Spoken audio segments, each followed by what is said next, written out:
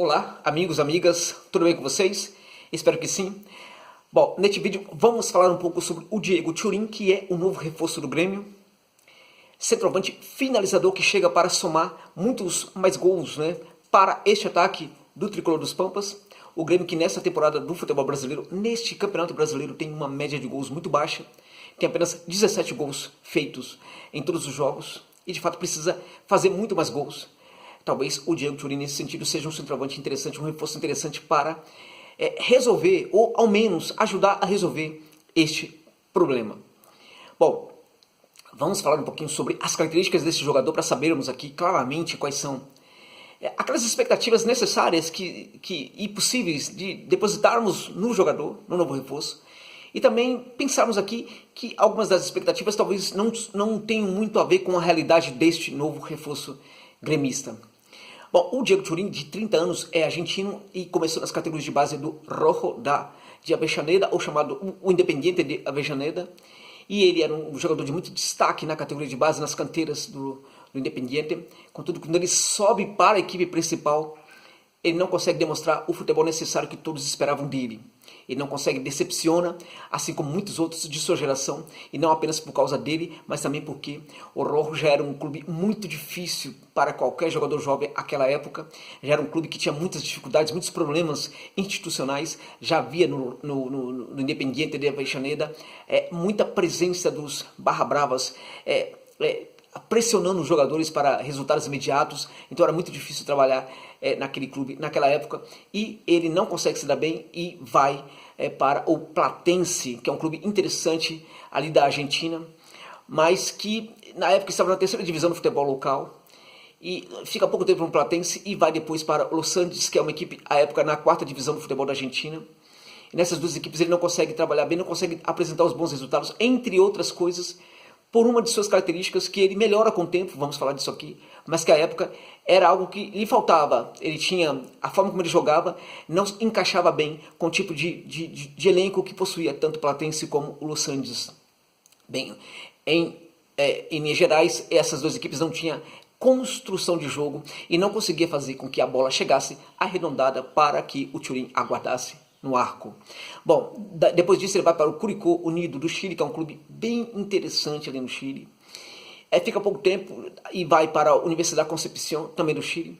À época, a Universidade Concepción já era um clube que tinha um projeto, que tem há 14 anos atrás começaram um projeto no Universidade Concepción, que pretende fazer com que o clube vire uma equipe de relevância no cenário chileno, um clube importante no cenário chileno. Muitos investimentos na estrutura do clube vêm sendo feitos desses 14 anos para cá, e o Diego Turim chega para ser esse jogador que vai conseguir ajudar o clube a subir mesmo de patamar, fazendo muitos gols. E ele não consegue ser esse jogador inteiramente, ele não consegue cumprir com todas essas expectativas depositadas no seu futebol. Contudo, ele acaba fazendo um número de gols bem maior, e ele começa a mostrar sinais de melhora na carreira, de amadurecimento na carreira. Ele percebe, sobretudo no Concepción, de que quando a bola não chegasse, ele precisava sair da área para buscar essa bola no entorno da área. Ele precisava se movimentar fora da área para que conseguisse pegar a bola, às vezes conduzi-la inclusive, e fazer inclusive assistências. Ele percebe isso no Espanhola, e isso acaba gerando uma contribuição interessante para o jogo do Diego Turim. Ele melhora no Espanhola, sobretudo porque ele percebe que precisava ter também uma movimentação também fora da área. Ele continua sendo essencialmente um jogador de área, mas que hoje se movimenta muito mais fora dela do que no começo da sua carreira. Depois disso ele vai para a Universidade União Espanhola, que é um clube grande do Chile, um dos clubes entre os grandes do Chile, talvez seja o menor, mas é um clube grande no futebol chileno, e ele tem a sua melhor versão no Espanhola, fazendo muitos gols, buscando a bola fora da área muitas vezes, trabalhando melhor o pivô, abrindo espaço para outros jogadores do ataque, se associando muito melhor com os jogadores que subiam, que chegavam no entorno da área pelo centro do campo. Então o Turim no União Espanhola consegue sim apresentar resultados bem mais satisfatórios que o levam ao Cerro Porteño, que é o chamado clube encrenca, do Paraguai. É um clube grande, assim como o Olímpia, são os dois maiores clubes do futebol paraguaio. é um clube, contudo, muito difícil, né? Um clube bem complicado, um clube que muitas vezes os seus dirigentes estão envolvidos aí em problemas. É o clube da massa lá no Paraguai, um clube naquela fronteira, a cidade de Asunción, para quem não conhece, é uma capital em que às vezes a gente tem dificuldade de entender qual é o limite da capital, onde termina, onde começa a capital. Tem uma parte dela que, inclusive, é meio agrícola, né? Uma coisa assim. Então, a grande parte da cidade, na verdade, ela é agrícola, de certa forma, né? A periferia, né? Os subúrbios, é tudo aquela coisa meio... E aí, de repente, um centrinho ali da cidade é uma coisa bem vibrante, bem interessante, bem moderno em vários aspectos. Uma cidade bem curiosa. Agora, nessa periferia toda aí de Asunción, quem manda mesmo é o Cerro. Quem tem torcida ali nessa região é o Cerro Porteño. Então, é um clube bem interessante e o Turin chega para ser o grande goleador dessa equipe. Ele consegue no Cerro ter uma versão ainda melhor do que tinha no União Espanhola.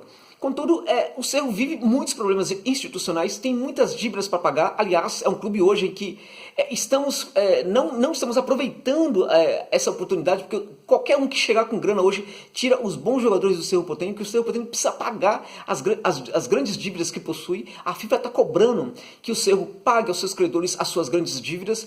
Então o Cerro precisa vender jogador, né? O Turin deve, portanto, agora sai do clube, chega no Grêmio e chega para ser, se for no mínimo goleador que foi no Cerro, já vai estar de muito bom tamanho. Contudo, é importante percebermos o seguinte: trata-se de um jogador que sabe trabalhar fora da área, sabe se associar com os demais atacantes, sabe abrir espaços, é excelente no pivô, é excelente no jogo aéreo, sobretudo dentro da área. Um jogador que hoje no futebol brasileiro talvez não exista um atacante que cabeceie tão bem como o Diego Turin, mas ele mesmo trabalhando bem fora da área, ele é sobretudo um centroavante de área e um jogador que, para funcionar muito bem, precisa que o jogo construtivo leve a bola arredondada para que ele aguarde no arco e saia para o abraço. Sem isso, sem uma bola mais redonda, dificilmente ele vai cumprir as expectativas que alguns torcedores já depositam na chegada do artilheiro argentino.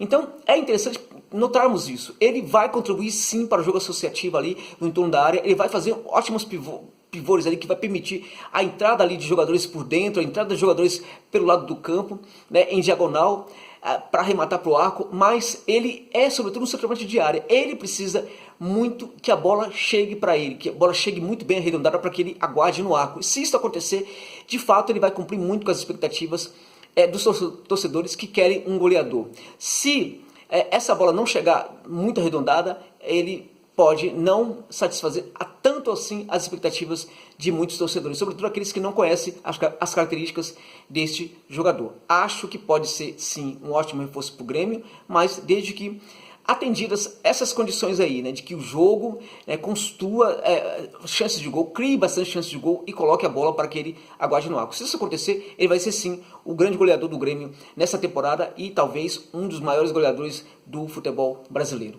Obrigado pela gentileza de terem visto este vídeo até o final. É isso.